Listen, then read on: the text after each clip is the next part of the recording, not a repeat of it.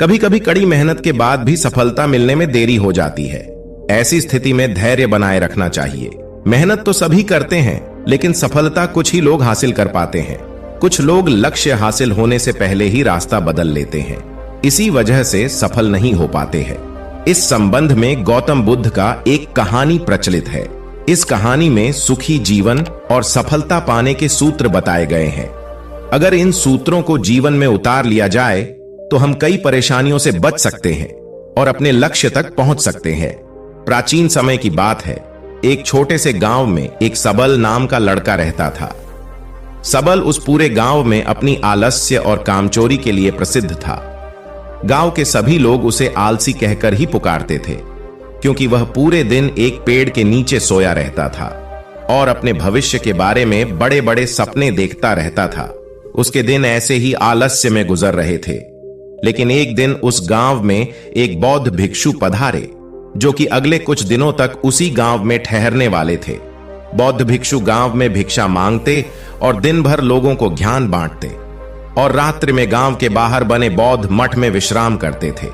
बौद्ध भिक्षु जब भी भिक्षाटन के लिए जाते और भिक्षा लेकर वापस लौटते, तो वह हर बार सबल को उसी पेड़ के नीचे लेटा हुआ पाते थे। बौद्ध भिक्षु कुछ दिनों तक ये सब देखते रहे और वो समझ गए कि ये लड़का मानसिक आलस्य का गुलाम है। एक दिन जब बौद्ध भिक्षु भिक्षा लेकर वापस लौट रहे थे, तब वह उस लड़के के पास गए।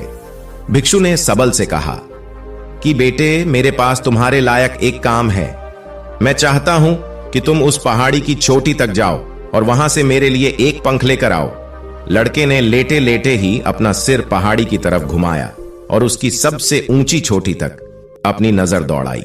उसके बाद उसने बौद्ध भिक्षु की तरफ देखा और कहा, यह असंभव है, मैं उस पहाड़ी के शिखर तक नहीं जा सकता, मैं बहुत आलसी हूं। बौद्ध भिक्षु ने मुस्कुराते हुए कहा, अरे लेकिन मुझे जिस पंख की तलाश है वो इस पहाड़ी के शिखर पर भी नहीं मिलेगा। वह तो इस पहाड़ी के दूसरी तरफ एक गुफा के अंदर मिलेगा, जिसके लिए इस पहाड़ी के शिखर तक चढ़कर दूसरी तरफ नीचे उतरना होगा। लेकिन वह कोई साधारण पंख नहीं है। ऐसा पंख तुमने आज तक नहीं देखा होगा। वो एक बहुत ही दुर्लभ लेकिन सुंदर पंख है, जो अपनी रोशनी बिखेरता है। भिक्षु के इन बातों से उस सबल के अंदर उत्सुकता जागी। उसने आज से पहले ऐसे किसी पंख के बारे में कभी नहीं सुना था और ऐसे रोमांचक सफर के बारे में सोचकर वह अंदर से उत्साहित हो उठा। इसीलिए उसने भिक्षु की चुनौती को स्वीकार करने का निश्चय किया और वह पहाड़ी की तरफ चल पड़ा। लेकिन चढ़ाई बहुत लंबी और कठिन थी। जल्द ही लड़के का शरीर थकने लगा, सांस फूलने लगी और शरीर से काफी पसीना बहने लगा। लेकिन फिर भी उसने चलना जारी रखा। वो जैसे जैसे ऊपर चढ़ता गया, उसे प्रसन्नता और उत्साह की अनुभूति होने लगी, जिसे उसने आज से पहले कभी महसूस नहीं किया था।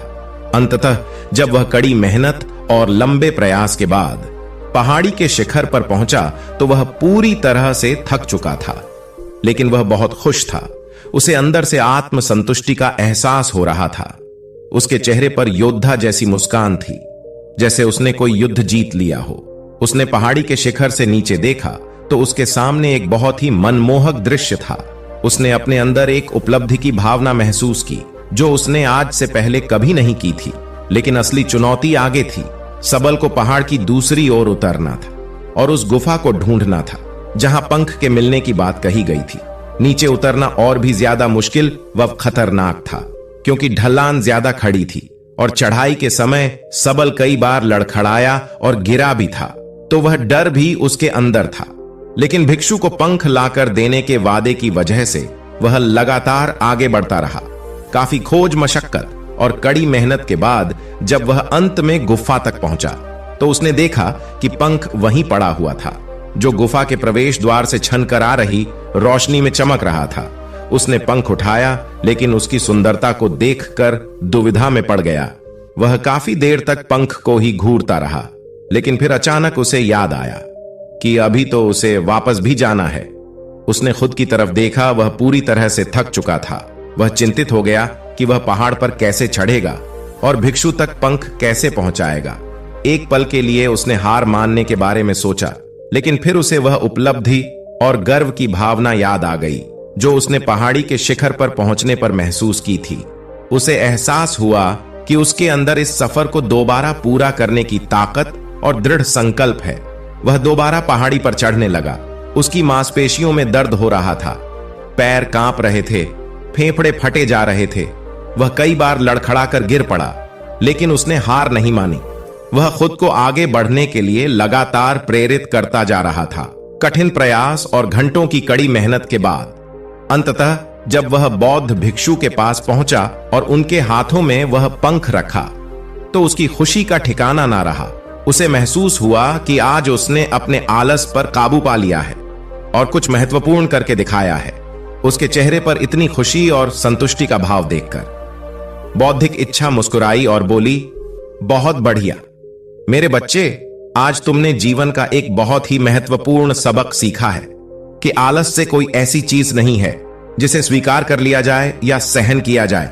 आलस्य पर काबू पाना एक चुनौती है।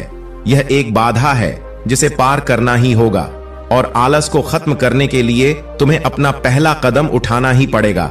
अपने लक्ष्य की ओर चलना ही पड़ेगा और तब तक चलते रहना पड़ेगा जब तक तुम अपनी मंजिल को हासिल नहीं कर लेते हैं।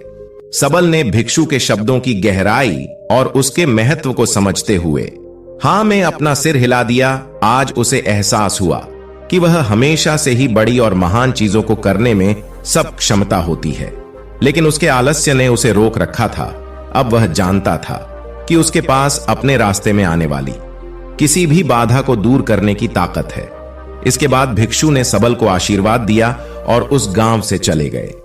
इस कहानी से सीखने वाली बात यह है कि जब हम असंभव लगने पर भी अपने लक्ष्य को प्राप्त करने के लिए खुद को आगे बढ़ते हैं, तब हम अपने भीतर एक ऐसी ताकत और दृढ़ संकल्प की खोज करते हैं जिसके बारे में हम पहले कभी नहीं जानते थे।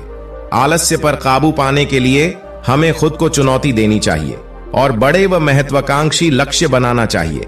फिर चाहे वो लक्ष्य कितने ही मुश्किल क्यों ना हो, हमें लगातार खुद को अपनी शारीरिक और मानसिक सीमाओं से अकेले रहना चाहिए और असफलताओं व बाधाओं का सामना करने पर भी अंदर से मजबूत बने रहना चाहिए। हमें अपने लिए एक नियम बनाकर और उस पर टिके रहकर अपने दैनिक आदतों और दिनचर्या में अनुशासन और निरंतरता भी विकसित करनी चाहिए। हम कुछ ऐसी अच्छी आदतें बना सकते हैं जो हमें मन न लगने पर भी ध्यान केंद्रित करने और क्रियाशील बने रहने में मदद करती है। एक और महत्वपूर्ण बात, आलस पर काबू पाने का मतलब विकास की मानसिकता विकसित करना है। इसका मतलब चुनौतियों और असफलताओं को विकास और सीखने के अवसरों के रूप में देखना है। अंत में हमें अपने आलस्य पर काबू पाने के लिए अपने आराम को छोड़कर जीवन की चुनौतियों और अवसरों को स्वीकार करना ही पड़ेगा। दोस्तों, अपने इस कहानी से क्या सीखा, हमें नीचे कमेंट बॉक्स में कमेंट करके जरूर बताएं। धन्यवाद।